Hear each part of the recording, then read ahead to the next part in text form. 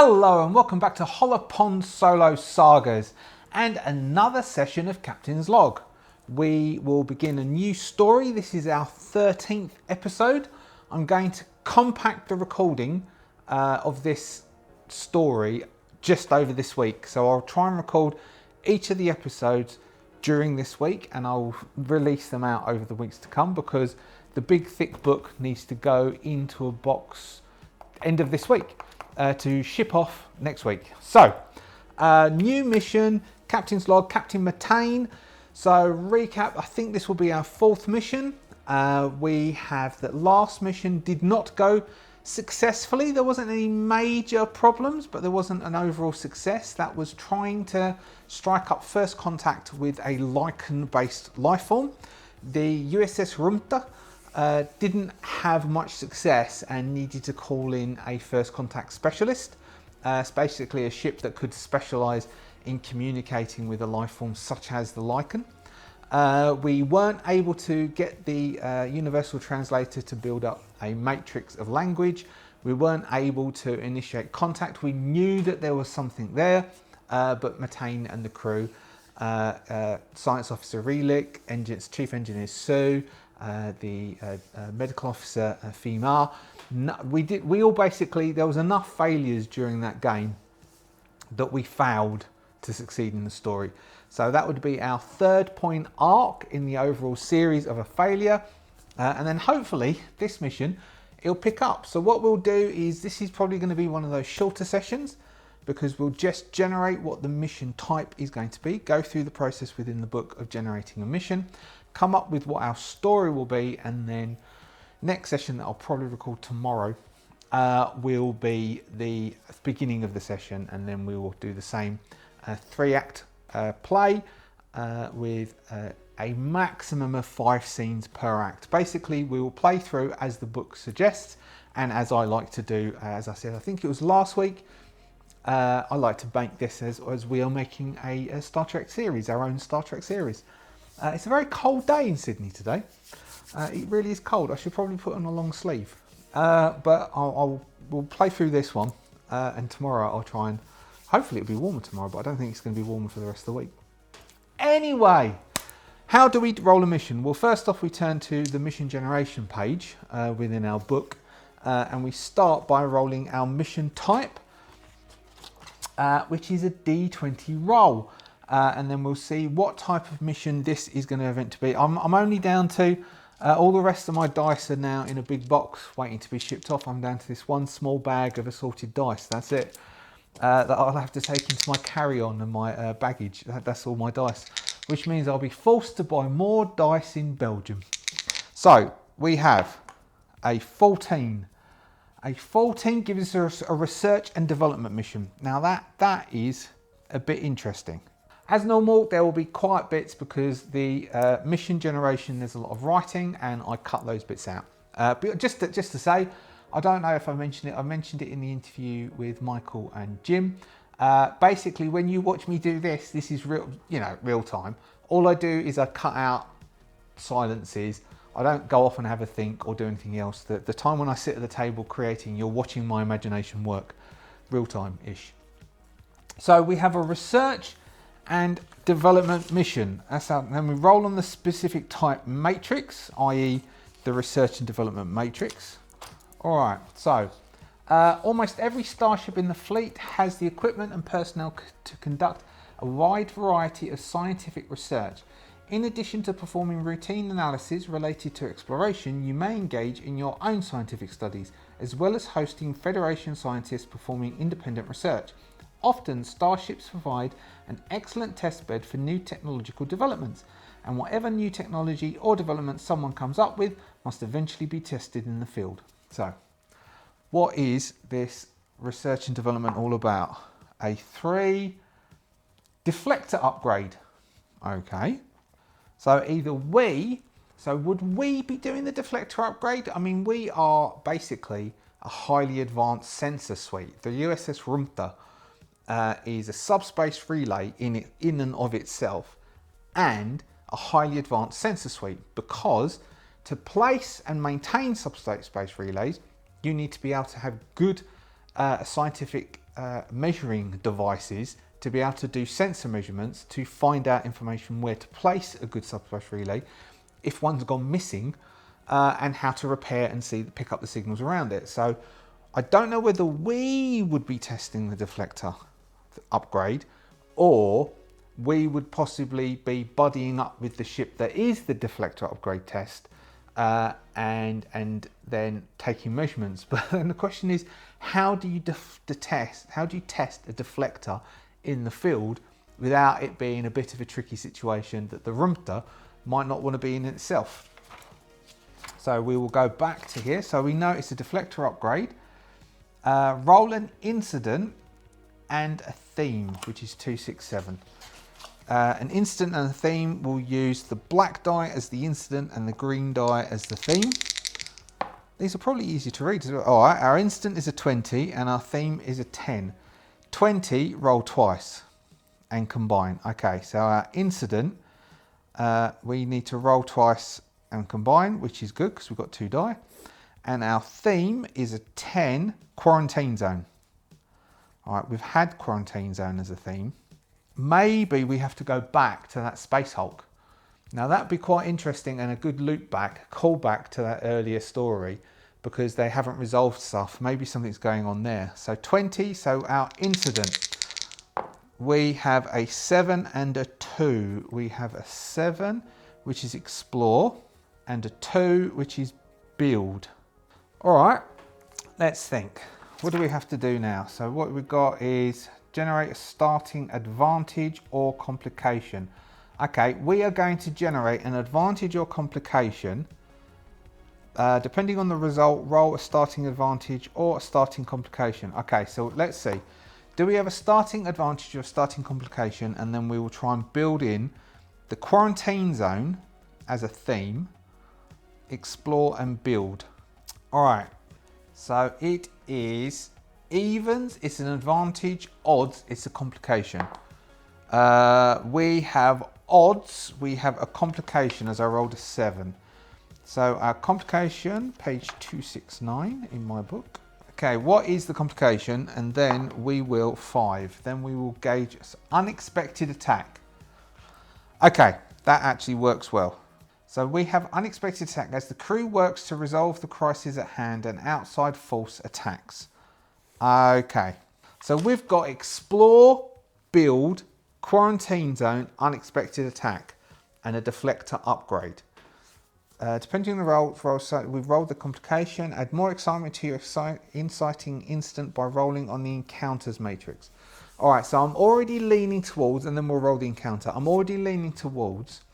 We have been called back to the Space Hulk with the intention that there is a ship. Maybe let's make it the USS Matrix, because we had the USS Matrix was also from that period of time where we were supposed to be rolling, we were supposed to be repairing I think it was the warp engines of the ship, which was the Matrix. They were only on impulse, and we went to repair them, and it was a front of line ship. So maybe that ship is at the moment around this Titan, the Space Hulk, that we found at the edge of the Alpha Quadrant that had come from. Somebody, I can't remember, suggested who that Delta Quadrant species that could have created this big, massive Space Hulk was. So maybe the USS Matrix has returned to that sector, and whilst time has passed on, so I haven't worked out what the star date will be for this one, so I'll do that before tomorrow. And so we have returned back to that area later, and if we've got explore and build, so maybe we could have a part of exploration of the Space Hulk to find that they have this deflector technology that we could experiment, or the Federation has already been exploring this part to get the deflector technology, and we have then built it into the Matrix. The quarantine zone is because they have quarantined the area to stop anyone else entering, and there's picket lines around the outside to stop ships entering. And then in the middle, we could have, so maybe in the second act, we could have an attack from the Klingon that we disgruntled, who was called, and this is the reason why you keep a log and you keep a journal, so as you can go back and you can find people's names. Korath, yeah, Korath. Korath was the Klingon that Matane had the fight with and got the knife fight and basically humiliated Korath. So if Korath sees the Rumta, I think that would probably be incite them to more violence than less, and that's where the unexpected attack, and then we can find a resolution. It would also be the end technically of series 1, which would probably go, because I've planned that out this morning, what's the 16, so we'll have 16 episodes in series 1. Provisedly, so far we've had an episode for the setup and then an episode per act, which would take us to episode 16. So we would then have a resolution at the end for episode 16, which would be a series end, so a cliffhanger series end, to then entice us to want to do a second series next year when we get to Belgium. So that is my thought so far, that we've got something going back to the Titan that we want to then, there's a deflector upgrade is being put onto the USS Matrix. We have come along because we understand the engines and we're a sensor suite and we're in the area. We're returning to the area and then there's an unexpected attack. Probably, though we've got, this is an inciting, what is this? This is a complication that we start with, which is the unexpected. So maybe that starts in Act 1. We'll have the attack, resolving in Act 2, and then something happening in Act 3, which we don't know what that is yet. But let's find out. So, add more excitement, we will roll an encounter, and then we will see if all this fits together. And if it does, then we'll put a pin in it. Rem Cartetigusti, I think it is. It's Latin, which means we'll put to place a pin on the subject or something like that. It was from Jeeves and Worcester. Jeeves said it. So we want a type of encounter. All right, this is the encounter. Let's see if all this fits in. 2, abandoned places. I mean, abandoned places fits in with the Titan. Let's do a sub roll for abandoned places and we'll see what we come up with. And otherwise, we're going to re-roll this. 18, smuggler's den. Nah. Type of encounter. 7. Deep space. I mean, we are in deep space. This might work. Let's see what deep space comes up with. A 9. Ancient war machine attacking nearby planets. All right. Okay. Maybe instead of, there was a gap there because I was thinking maybe instead of our Klingon. Oh, okay. Maybe instead of the Klingons coming into the quarantine zone and attacking, maybe the Titan, somebody does something on board the Titan and it wakes up and begins to attack us, or something along those lines, or maybe something turns up, or a drone turns up, because deep space, what did I say, 7? Here we go. No, it was 9. An ancient war machine attacking nearby planets. Yeah, there's ways we can play that, isn't there? All right, so we have called back to the Titan. Now we could play through. Now, though we know the Titan is going to attack us, we can take it that we will open the scene on the USS Rumta. Basically, everyone on board the bridge.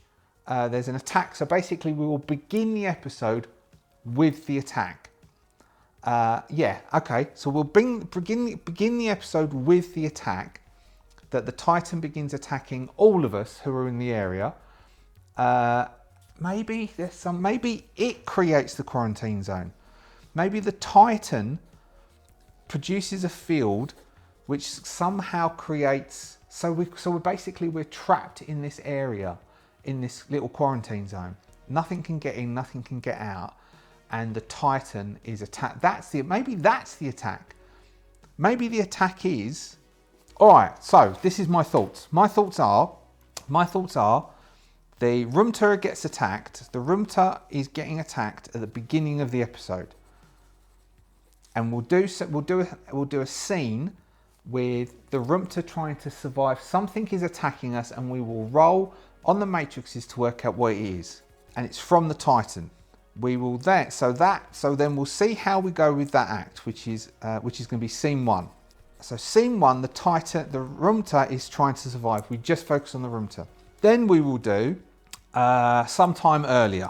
So we will then do a flashback to before, and then we'll start off with that scene. Then we'll flash back to before, and we will do the Rumta coming into the Titan, and then we'll flash back to sometime earlier, and then we'll deal with the Rumta coming in, and the exploration of the Titan is underway, and it's to do with the deflector technology. So the upgrade is wanted to be done on they want to do the upgrade on the Matrix, and our Klingon friend Kruf is refusing, and then something around there by the end of that act, we will then have caught up with the attack, which we can go into Act 2 to resolve in Act 2 the attack, and then somehow finish off in Act 3. So what would this be called? This would be called, I don't know, we'll have to work out what we're going to call this as we start playing through that first episode. So we're called back to the Titan, but we open Act 1, Scene 1, with the Rumta surviving something attacking it from the Titan. Okay, I think that works. I think that will work as a story. And so just to remind you, what we rolled is we rolled a research and development mission, which is a deflector upgrade. We then rolled a 20 for our instant, which means we had to have 2 instants, and for the theme, quarantine zone. The instance was explore and build, which we need to merge into 1. We then came as a complication, which was an unexpected attack. And I think that was it. I think that was all we rolled. That was it. Or was it? No, unexpected attack was was that the complication? Or no, that was the encounter. No, then it was, so unexpected attack was the complication. The encounter was a deep space encounter, which was an ancient war machine attacking planets.